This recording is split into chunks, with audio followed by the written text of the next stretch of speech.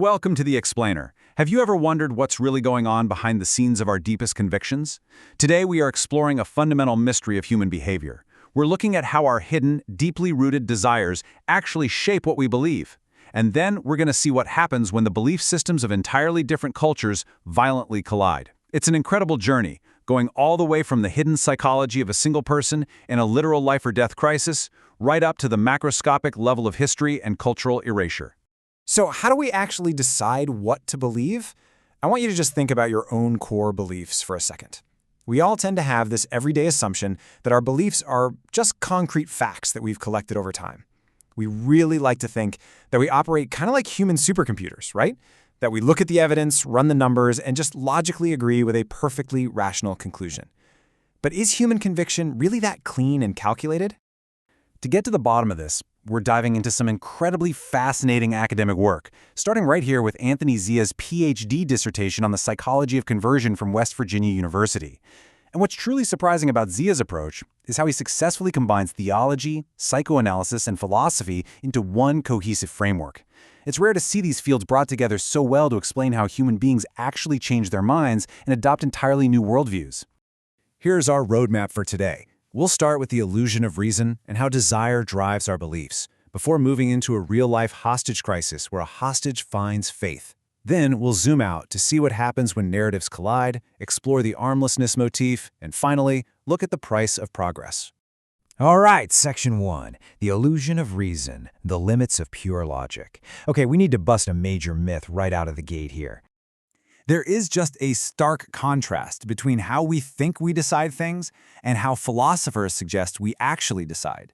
The standard assumption is that belief is purely rational, that it relies on the conscious calculation of evidence. But drawing on the philosopher Jacques Derrida, Zia argues that the exact instant of decision lies completely beyond rational calculation.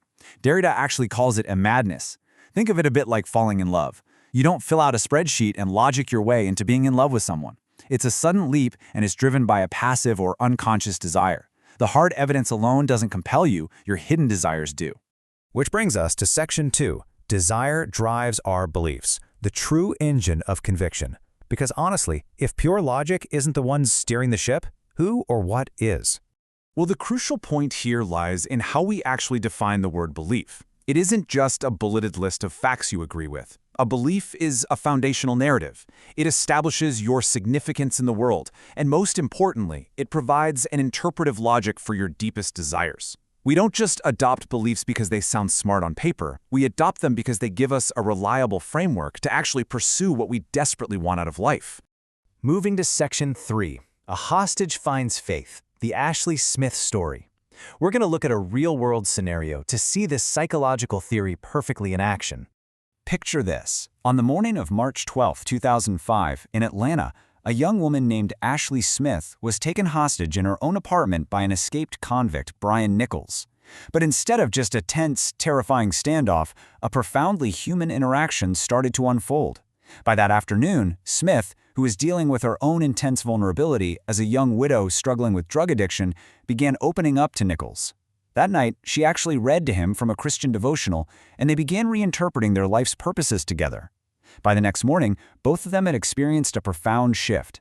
Nichols surrendered peacefully to the police, and Smith fully committed to a Christian belief system that ultimately helped her beat her addiction. So, why did Smith convert in that specific, high-stress moment? Before this crisis, she was caught in a serious trap.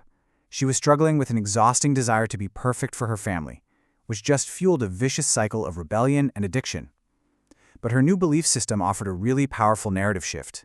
She moved from that exhausting desire to be perfect to the redemptive desire to be perfected through forgiveness.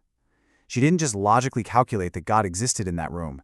She adopted a narrative that beautifully resolved her conflicted, agonizing desires, which allowed her to finally become the mother she actually wanted to be. And that takes us to Section 4, when narratives collide, from individual belief to societal erasure.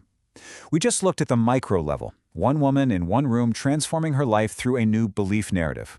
But what happens on a macro level when massive societal belief narratives violently collide? To explore this, we turn to an analysis of John Irving's classic novel, A Prayer for Owen Meany. The novel kicks off by examining the founding of the fictional town of Gravesend, Massachusetts. The land was originally bought from a local Native American sagamore, or chief, named Watahontoit. Now, because he couldn't read or write English, he signed a deed with his own unique mark, and that mark was a totem of an armless man. Remember that because it's absolutely crucial. Let's look at Section 5, the armlessness motif, symbols of helplessness. Throughout the novel, Irving repeatedly strips things of their natural defenses. You see Watahontoit's armless totem, a clawless armadillo, a mutilated statue of Mary, an armless dressmaker dummy. This armlessness motif is a direct, brilliant symbol of absolute helplessness. Think about it. Arms allow humans to work, to build, to fight. To be armless is to be rendered completely powerless. Irving uses this to symbolize the absolute powerlessness of Native Americans against the relentless technological and societal expansion of white American settlers. A dominant narrative simply overwhelmed a marginalized one. Finally, in Section 6, the price of progress, negligence in cultural erasure. Irving sets up this deeply tragic, almost absurdly dark irony here. We have Watahontoit, the chief, the man who actually owned the land. He is spiritually armless, separated from his home, and in death, he's entirely forgotten by the town of Gravesend. But a modern town resident actually has a dog named Sagamore, literally reducing the high-respected title of a native chief to a golden retriever. When that dog is killed by a diaper truck, which itself is a pretty heavy-handed symbol of modern American waste and progress, the dog is given this beautiful, candlelit burial with keepsakes. A pet receives significantly more respect, dignity, and recognition in death than the native leader whose land the entire town was built upon. It's wild. Irving captures this dark reality perfectly when he writes, "You can be sure the Indians were not the beneficiaries of the resolution to that difference of opinion." Even when the modern townspeople of Gravesend sit around and politely debate the historical meaning of the armless totem, the Native Americans themselves are never consulted, and they certainly don't benefit from it. It really highlights a bleak truth. Even when a dominant modern culture politely debates its own history, the marginalized voices, the very people whose narrative was erased, remain completely excluded from the conversation. We've covered a ton of ground today, all the way from the intense personal desires that drive a single mother to adopt a life-saving faith, to the overwhelming societal narratives that determine which cultures are remembered and which are completely paved over. So, I want to leave you with a final provocative thought to chew on today. How do our own cultural narratives of progress continue to shape what we choose to believe and who we choose to ignore? Think about the invisible frameworks operating in the background of your own life. That wraps up today's Explainer. Stay curious, keep questioning the narratives around you, and we'll see you next time.